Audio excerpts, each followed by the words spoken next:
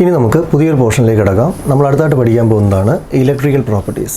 നിങ്ങളുടെ solid state എന്ന ചാപ്റ്ററിലെ പ്രധാനപ്പെട്ട ഒരു പോർഷൻ തന്നെയാണ് ഇലക്ട്രിക്കൽ പ്രോപ്പർട്ടീസ്. ഈ പോർഷനിൽ നമ്മൾ പഠിക്കുന്നത് സോളിഡ്സിൻ്റെ ക്ലാസിഫിക്കേഷനാണ്.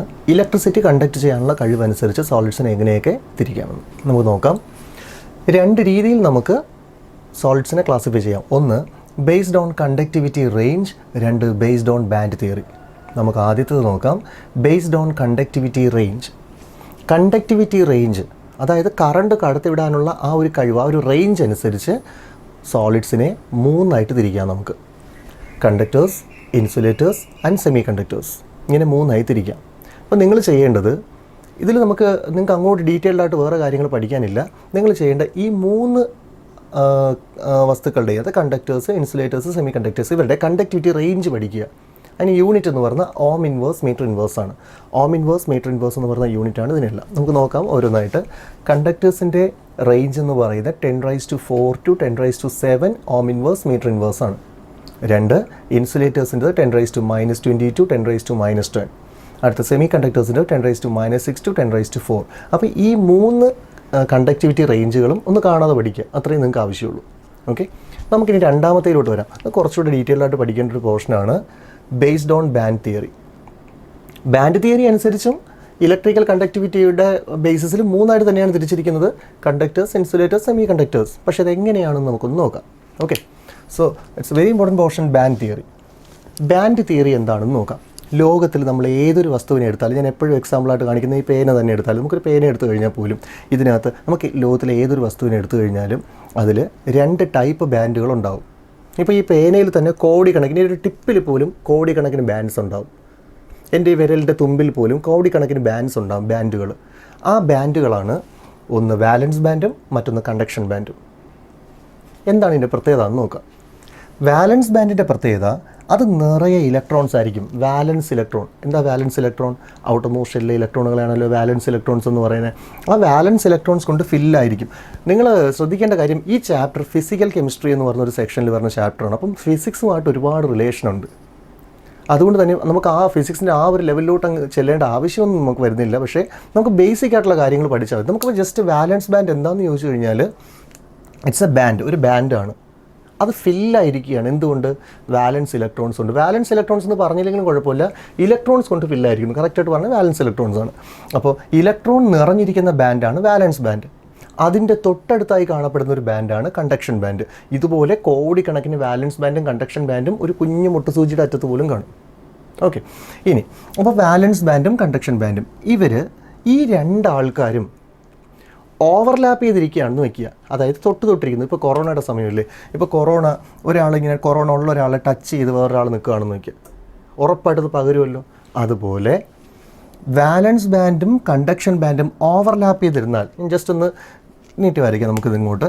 ഈ കണ്ടക്ഷൻ ബാൻഡ് എന്ന് പറഞ്ഞ സാധനം വാലൻസ് ബാൻഡിനോടൊപ്പം ചേർന്നിരുന്ന് കഴിഞ്ഞാൽ, ടച്ച് ചെയ്തിരുന്നാൽ അല്ലെങ്കിൽ ഓവർലാപ്പ് ചെയ്തിരുന്നാൽ എന്താ പറ്റുന്നത്? ഇതൊരു വലിയൊരു സബ്സ്റ്റൻസ് ആണെന്ന് വയ്ക്കുക. ഇവിടെ ഇലക്ട്രിസിറ്റി കൊടുക്കുന്നു എന്ന് വയ്ക്കുക.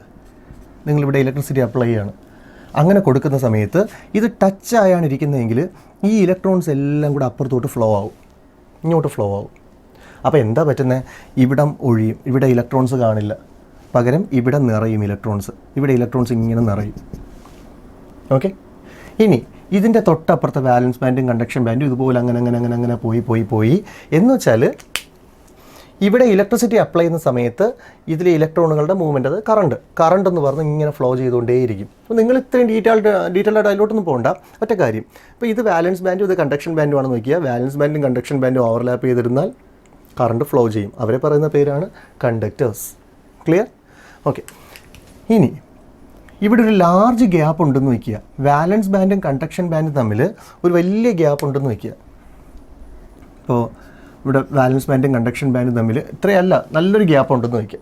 അങ്ങനെ ഉണ്ടെങ്കിൽ ഈ വാലൻസ് ബാൻഡിലെ ഇലക്ട്രോണുകൾക്ക് കണ്ടക്ഷൻ ബാൻഡിലേക്ക് ചാടാൻ പറ്റില്ല. നമ്മൾ ഇലക്ട്രിസിറ്റി അപ്ലൈ ചെയ്താൽ ഇവിടുന്ന് അങ്ങോട്ട് ചാടാൻ പറ്റില്ല. അങ്ങനെ ചാടാൻ പറ്റുന്നില്ല എങ്കിൽ അവരെ പറയുന്ന പേരാണ് ഇൻസുലേറ്റേഴ്സ്. അത് ഇലക്ട്രിസിറ്റി ഫ്ലോ ചെയ്യില്ല, ഇലക്ട്രോൺസ് അങ്ങോട്ട് ചാടാൻ പറ്റുന്നില്ലല്ലോ. അപ്പോൾ നമ്മളൊരു തടിയോ അല്ലെങ്കിൽ ഈ പേനയോ ഒക്കെ അതിന് എക്സാമ്പിൾ. പേന നിങ്ങൾ കറണ്ട് ഇവിടെ കൊടുത്താലും ഇപ്പുറത്ത് കറണ്ട് എത്തില്ല, കാരണം ഇതിൽ വാലൻസ് ബാൻഡും കണ്ടക്ഷൻ ബാൻഡും തമ്മിൽ അത്രയ്ക്ക് ഗ്യാപ്പ് ഉണ്ട്. അപ്പോൾ വാലൻസ് ബാൻഡും കണ്ടക്ഷൻ ബാൻഡും ലാർജ് ഡിസ്റ്റൻസിലാണ് ഇരിക്കുന്നതെങ്കിൽ അതിനെ പറയുന്ന പേരാണ് ഇൻസുലേറ്റർ. ഓക്കെ, പിന്നെ ഇവർക്കിടയ്ക്ക് ഒരു സ്മോൾ ഡിസ്റ്റൻസേ ഉള്ളൂ എന്ന് വയ്ക്കുക.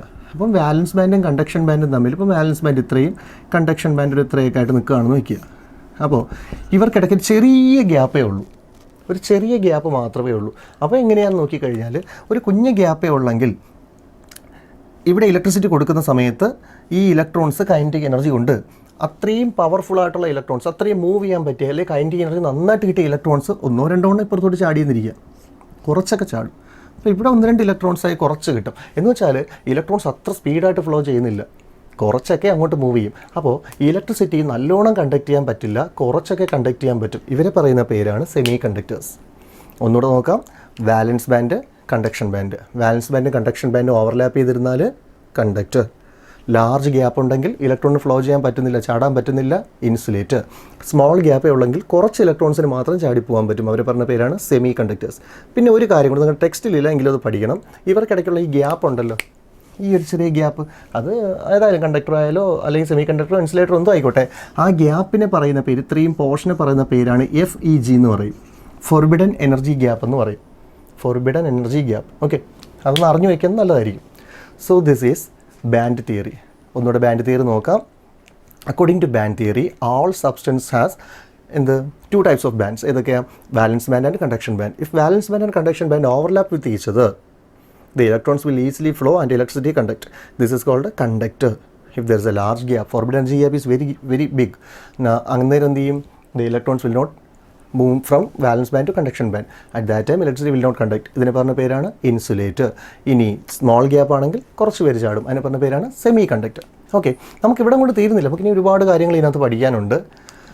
ഈ 3 ആൾക്കാരിൽ, അതായത് കണ്ടക്ടർ, സെമി കണ്ടക്ടർ, ഇൻസുലേറ്റർ, ഈ 3 ആൾക്കാരിൽ ആരാണ് ഏറ്റവും പ്രധാനം? ഇതിൽ ആരെയാണ് നമ്മൾ ഏറ്റവും പ്രധാനമായിട്ട് ഇലക്ട്രോണിക് ഡിവൈസുകളിൽ ഉപയോഗിക്കുന്നത്? നമ്മൾ ആലോചിക്കുമ്പോൾ ഒരു ഇലക്ട്രോണിക് ഡിവൈസിൽ ഉറപ്പായിട്ടും കണ്ടക്ടർ വേണം. ഇലക്ട്രോണിക് ഉപകരണങ്ങൾ, ടി വിയോ എന്ത് വേണം എടുത്തു, അതിനകത്ത് കണ്ടക്ടേഴ്സ് ഉണ്ടായിരിക്കും, കറണ്ട് കടത്തി വിടുന്ന ആൾക്കാർ.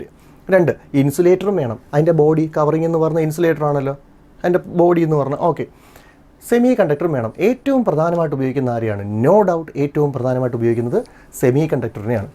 ഇതിനെയാണ് ഉപയോഗിക്കുന്നത്. റീസൺ നമുക്കൊന്ന് നോക്കാം. ഇപ്പോൾ നിങ്ങളുടെ വീട്ടിലൊരു പട്ടിയെ വളർത്തുന്നു വയ്ക്കുക. ആ പട്ടി വളർത്തുന്നവനെയും കടിക്കുകയാണെന്ന് വെച്ചാൽ, അല്ല വേണ്ട, നിങ്ങളൊരു പട്ടിയെ വാങ്ങാൻ പോകുന്നു. നിങ്ങളുടെ പട്ടിയെ വാങ്ങാൻ പോകുന്ന സമയത്ത് കുറേ പട്ടിക്കുട്ടികൾ അവിടെ കിടക്കുകയാണ്, അല്ലെങ്കിൽ പട്ടികൾ കിടക്കുകയാണ്. അപ്പോൾ നിങ്ങൾ അതിൽ ഒരെണ്ണത്തിനെ ചെന്ന് എടുക്കാൻ നേരത്തെ അത് നിങ്ങളെ കടിക്കുന്നു എന്ന് വയ്ക്കുക, നിങ്ങളതിനെ വാങ്ങിക്കില്ല, അങ്ങനെ കടിക്കുകയാണ്. അതാണ് കണ്ടക്ടർ. നിങ്ങൾക്ക് അതിനെ കൺട്രോൾ ചെയ്യാൻ പറ്റില്ല. കണ്ടക്ടർ അതുപോലെയാണ്, കറണ്ട് കണ്ടിന്യൂസ് ആയിട്ട് അങ്ങ് ഫ്ലോ ചെയ്തങ്ങ് പോകും. അത് കണ്ടക്ടേഴ്സ് നിങ്ങൾക്ക് കൺട്രോൾ ചെയ്യാൻ പറ്റില്ല. മറ്റേ പട്ടിയെ നിങ്ങൾക്ക് കൺട്രോൾ ചെയ്യാൻ പറ്റില്ല. അതിനെ എത്ര എന്ന് വിളിച്ചാൽ അത് കടിക്കും.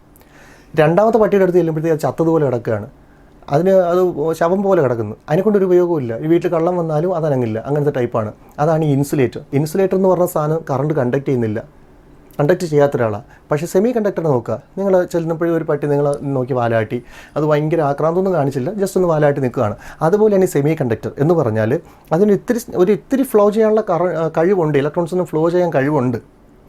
നമുക്കതിനെ കൺട്രോൾ ചെയ്യാം, നമുക്കതിനെ ട്രെയിൻ ചെയ്ത് സെറ്റാക്കി എടുക്കാനായിട്ട് പറ്റും. അപ്പോൾ അതുപോലെ ഈ സെമി കണ്ടക്ടേഴ്സിനെ നമുക്ക് എന്ത് ചെയ്യാം? ഇതിൻ്റെ കണ്ടക്ടിവിറ്റി നമുക്ക് കൺട്രോൾ ചെയ്യാൻ പറ്റും, കൂട്ടാനോ കുറയ്ക്കാനോ ഒക്കെ പറ്റും. അതുകൊണ്ട് ഇലക്ട്രോണിക് ഡിവൈസുകളിൽ ഉപയോഗിക്കുന്നത് ആരെയാണ്? Semi conductor. നിങ്ങൾക്ക് എക്സാമിൻ്റെ ക്വസ്റ്റ്യൻ ചോദിച്ചാലും ഇതാണ് ആൻസറായിട്ട് എഴുതാനുള്ളത്. നമുക്ക് അവരുടെ കണ്ടക്ടിവിറ്റി കൺട്രോൾ ചെയ്യാൻ പറ്റും. ഓക്കെ, ഇനി കുറച്ച് മാത്രമല്ലേ ഇലക്ട്രോൺസ് ഇങ്ങോട്ട് ചാടിപ്പോണുള്ളൂ, നമുക്ക് അതിൻ്റെ കണ്ടക്ടിവിറ്റി ഒന്ന് കൂട്ടാം. നിങ്ങളുടെ അടുത്ത പോർഷൻ അതാണ്. How can you increase the conductivity of semi conductors? Semi conductor കുറച്ച് മാത്രമേ കറണ്ട് കടത്തി വിടുന്നുള്ളൂ, കുറച്ചുകൂടെ കൂട്ടണം നിങ്ങൾക്ക്. അതിനുവേണ്ടി നിങ്ങൾക്ക് 2 മെത്തേഡുകൾ യൂസ് ചെയ്യാൻ പറ്റും. അതിൽ ഒന്നാമത്തെ മെത്തേഡാണ് ഹീറ്റിംഗ്. മറക്കരുത്, നമ്മളിപ്പോൾ പഠിക്കുന്നത് കണ്ടക്ടിവിറ്റിയുടെ അളവ് കൂട്ടുന്നത്, കറണ്ട് കടത്തി വിടാനുള്ള കഴിവ് കൂട്ടാൻ പോവാണ് സെമി കണ്ടക്ടേഴ്സിൻ്റെ.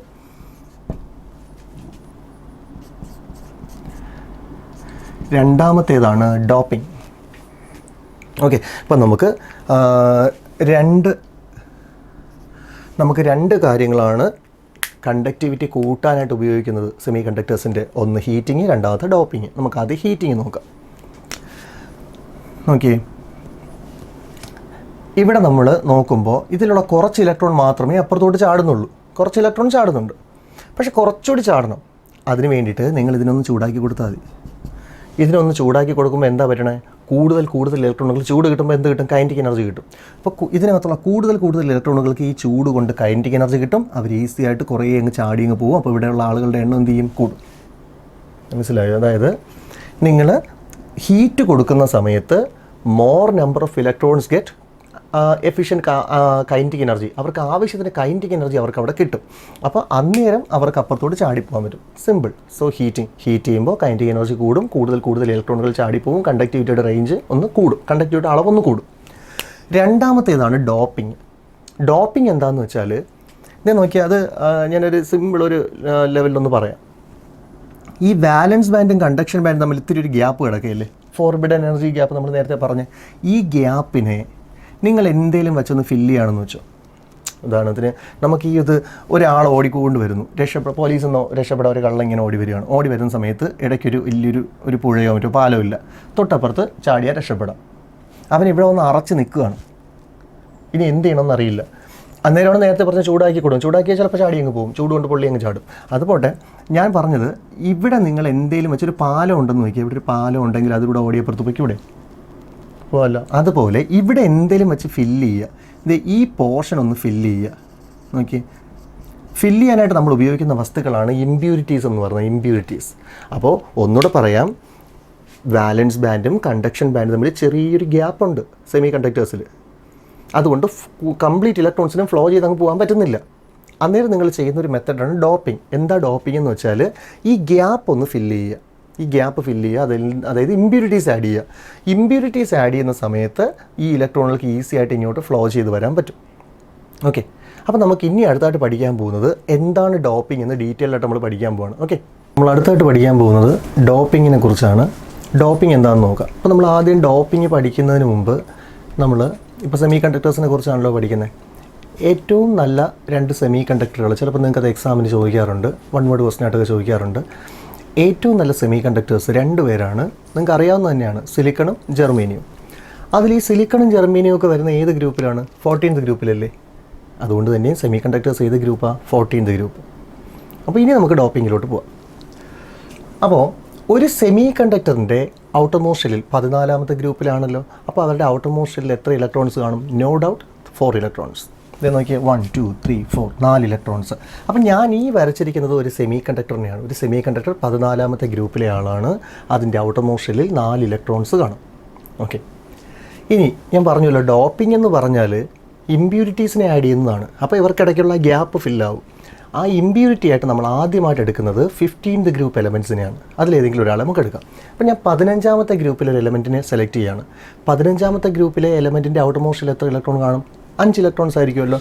സോ 5 ഇലക്ട്രോൺസ് ഇവിടെ ഉണ്ട്. ഓക്കെ, ഇതിനെ ഞാൻ ഇതുമായിട്ട് ഡോപ്പ് ചെയ്യുകയാണെന്ന് നോക്കി ആഡ് ചെയ്യുകയാണ്. അങ്ങനെ ചെയ്യുന്ന സമയത്ത് എന്താ സംഭവിക്കുന്നതെന്ന് നോക്കാം. ഈ ഇലക്ട്രോണും ഇവർ കമ്പൈൻ ചെയ്യും. ഇവർ ഇത്രയും ആയി കഴിയുമ്പോൾ ടോട്ടൽ എത്ര ഇലക്ട്രോൺസ് ആയി നോക്കിയാൽ വാലൻസ് ഷെല്ലിൽ 1 2 3 4 5 6 7 8 ഇലക്ട്രോൺസ് ആയി. വാലൻസ് ഷെല്ലിൽ 8 ഇലക്ട്രോൺസ് ആകുമ്പോൾ തന്നെ അവർക്ക് സ്റ്റെബിലിറ്റി കിട്ടുമല്ലോ. സോ ദേ ബിക്കം സ്റ്റേബിളായി. എന്നിട്ട് അവിടെ ഒരു ഇലക്ട്രോൺ റിമൈൻഡ് ആവും. ഇതാ നോക്കി, ഇയാൾ സെപ്പറേറ്റ് ആയി. ഒന്നുകൂടെ പറയാം, സെമി കണ്ടക്ടേഴ്സിൻ്റെ ഔട്ടർ മോസ്റ്റ് ഷെല്ലിൽ 4 ഇലക്ട്രോൺസ്. ഡോപ്പിങ്ങിന് വേണ്ടി ഞാൻ 15th ഗ്രൂപ്പ് എലമെൻറ്റിനെ ആഡ് ചെയ്യുന്ന സമയത്ത് അവരുടെ കയ്യിൽ 5 ഇലക്ട്രോൺസ് ഉണ്ടായിരുന്നു. അതിൽ ആദ്യത്തെ 4 പേര് ഈ 4 ചേർന്നപ്പോൾ തന്നെ ഔട്ടർ മോസ്റ്റ് ഷെല്ലിൽ 8 ഇലക്ട്രോൺസ് ആയി. അപ്പോൾ അത് സ്റ്റേബിളാണ്. ദെൻ ഒരു ഇലക്ട്രോൺ എക്സ്ട്രാ വന്നു. ഈ ഇലക്ട്രോൺ ഫ്രീ ആണ്. അത് ഫ്രീ ആയി, അതിന് അവിടെ ആവശ്യമില്ല. സോ ഇതിനെ നമുക്ക് വിളിക്കാം എന്തോന്ന്? Free electron. ഇത് ഫ്രീ ഇലക്ട്രോൺ ആണ്, ഫ്രീ ആയ ഇലക്ട്രോൺ. പഠിച്ചിട്ടില്ലേ ഫ്രീ ഇലക്ട്രോൺസ് ആണ് കറണ്ട് കണ്ടക്ട് ചെയ്യുന്നതെന്ന്? So this free electron conduct electricity. ഈ ഫ്രീ ആയ ഇലക്ട്രോൺ ഇലക്ട്രിസിറ്റി കണ്ടക്ട് ചെയ്യും. ഓക്കെ, ഇലക്ട്രോണിൻ്റെ ചാർജ് എന്താ? Negative charge. അപ്പോൾ ഇവിടെ നെഗറ്റീവ് ചാർജ് ഉള്ള ആളല്ലേ കറണ്ട് കണ്ടക്ട് ചെയ്യുന്നത്? നെഗറ്റീവ് ചാർജ് അല്ലേ കറണ്ട് കണ്ടക്ട് ചെയ്യുന്നത്? അതുകൊണ്ട് ഇത്തരം സെമി കണ്ടക്ടേഴ്സിനെ നമ്മൾ നെഗറ്റീവ് ടൈപ്പ് സെമി കണ്ടക്ടർ അല്ലെങ്കിൽ short form N type semi conductor എന്ന് പറയും. നെഗറ്റീവ് ടൈപ്പ് അല്ലെങ്കിൽ എൻ ടൈപ്പ്. കാരണം ഇലക്ട്രോൺ ആണ് കറണ്ട് കണ്ടക്ട് ചെയ്തത്, ഇലക്ട്രോൺ നെഗറ്റീവാണ്. So negative type or N type semi conductor. Clear ആയിട്ട് മനസ്സിലായല്ലോ എന്താണ് ഡോപ്പിംഗ് എന്നും ഡോപ്പിങ്ങിൻ്റെ ഫസ്റ്റ് പോർഷൻ. ഡോപ്പിങ്ങിന് വേണ്ടി നമ്മൾ ആരെയാണ് എടുത്തത്? 15th group എലമെൻറ്റ്സിനെ. അതിനെയാണ് നമ്മൾ സെമി കണ്ടക്ടർ അല്ലെങ്കിൽ 14th ഗ്രൂപ്പ് എലമെൻറ്റുമായിട്ട് നമ്മൾ ഡോപ്പ് ചെയ്യുന്നെങ്കിൽ ആഡ് ചെയ്യുന്നതെങ്കിൽ അന്നേരം അവിടെ ഇലക്ട്രോൺ ഫ്രീ ആവും, അവൻ കറണ്ട് കണ്ടക്ട് ചെയ്യും. അതുകൊണ്ട് നെഗറ്റീവ് ടൈപ്പ് അല്ലെങ്കിൽ എൻ ടൈപ്പ്. ക്ലിയർ? ഓക്കെ, നമുക്ക് അടുത്തതായിട്ട്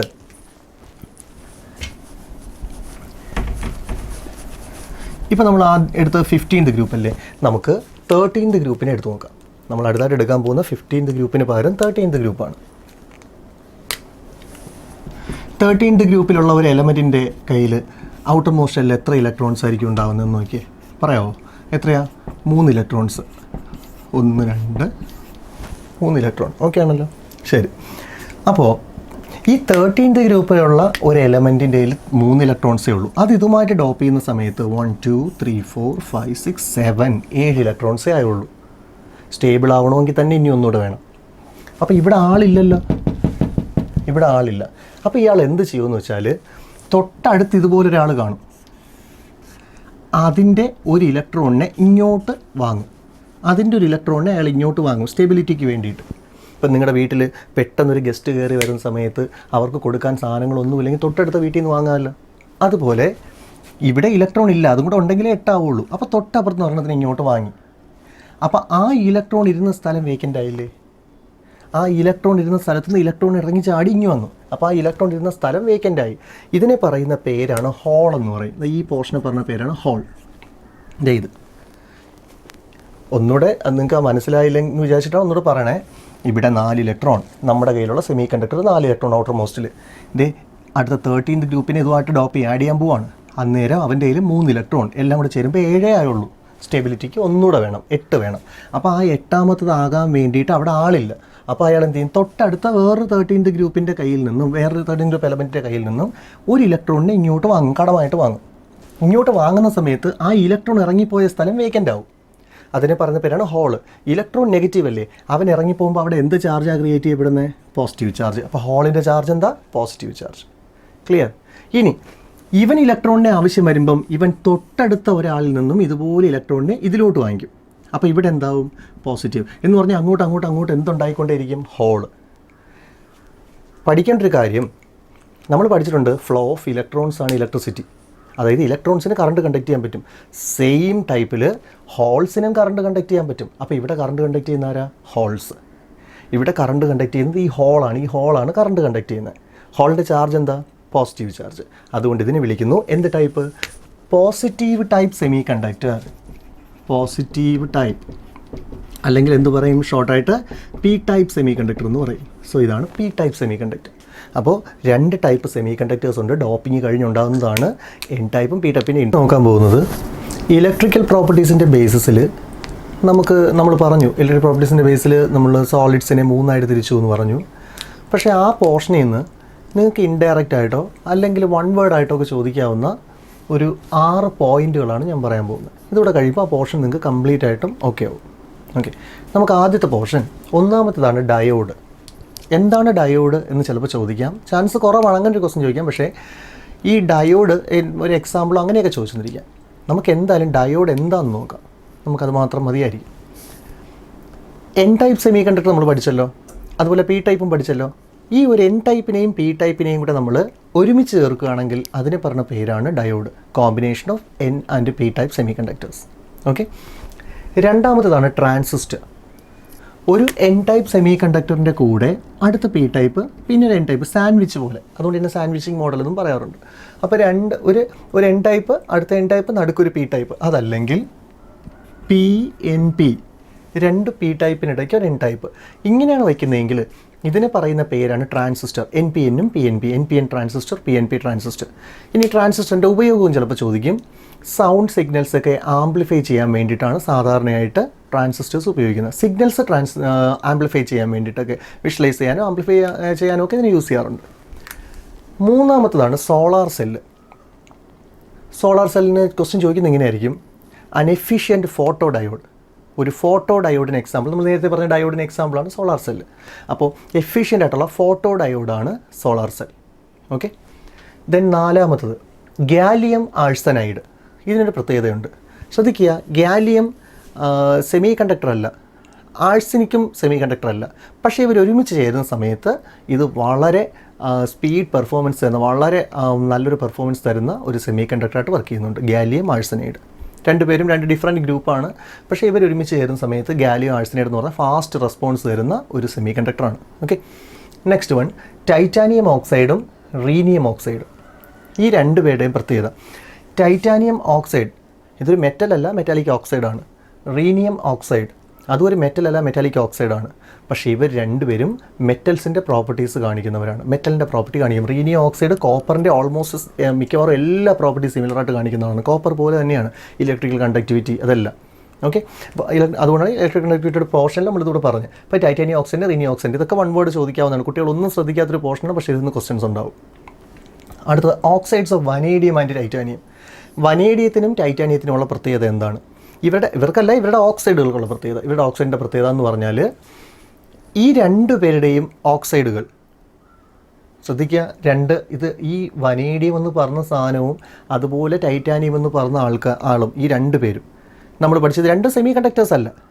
പക്ഷേ ഈ രണ്ടാൾക്കാരും ഇവരുടെ ഓക്സൈഡുകൾ ചില സമയത്ത് കറണ്ട് കണ്ടക്ട് ചെയ്യും, ചില സമയത്ത് അവർ ഇൻസുലേറ്ററായിട്ട് വർക്ക് ചെയ്യുന്നു. പറഞ്ഞാൽ ചില സമയത്ത് കണ്ടക്ടേഴ്സായിട്ട്, ചില സമയത്ത് ഇൻസുലേറ്റേഴ്സായിട്ട്.